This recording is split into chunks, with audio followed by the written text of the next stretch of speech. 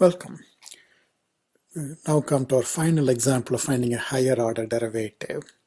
This time it's a rational function, but the denominator is power of a polynomial.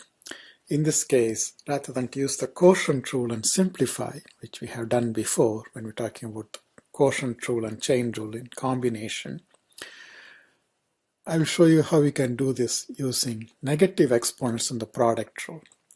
If you don't care too much about simplification, it has some advantages. So I'll first write this expression using negative exponents. So I'll write the denominator 1 plus x squared power 4 by bringing it to the numerator and making it 1 plus x squared power negative 4. Now I have a product, so I'm going to use the product rule.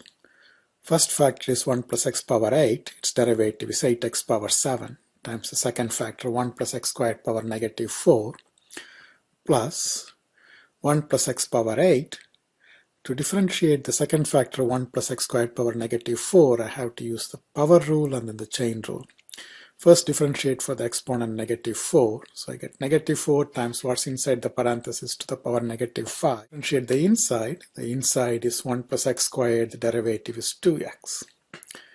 Now we can proceed from this point on, but in the second term I have three factors essentially in this. But if I multiply these polynomial factors, 1 plus x power 8, negative 4 and 2x, I'll have only two factors, and one of the factors will still be a polynomial. It's not really necessary to simplify the whole thing by putting it in as a single fraction.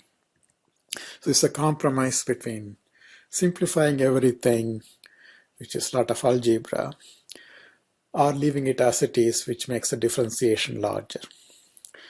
So if I multiply these out, I'm going to do one more thing. I'm going to keep the negative inside.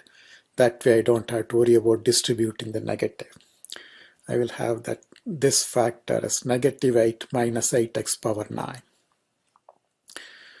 So now I have two terms, but each term is something like what we did before. A polynomial times another polynomial to a negative power. So to differentiate it one more time, I have to do what I did before, except once for each term. In the first term, I have 8x power 7 times 1 plus x squared power negative 4. So since I have a product, I use the product rule. First factor is 8x power 7. Its derivative is 8 times 7 x power 6. 8 times 7 is 56 times 1 plus x squared power negative 4.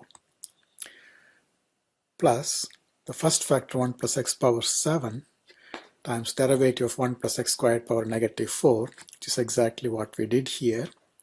Differentiate for the power negative 4 and then multiply by derivative of the inside. Now we are done with the first term, so we go to the second term. Second term is also a product. First factor is negative 8 minus 8x power 9. Its derivative is negative 8 minus 8 times 9x power 8. So I have negative 8 times 9, that's negative 72, times the second factor 1 plus x squared power negative 5.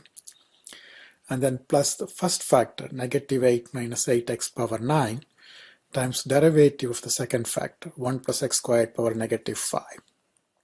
It's essentially going to be just like this, except since starting exponent is negative 5, I get negative 5, and then in the exponent I get negative 5 minus 1 or negative 6 times derivative of the inside.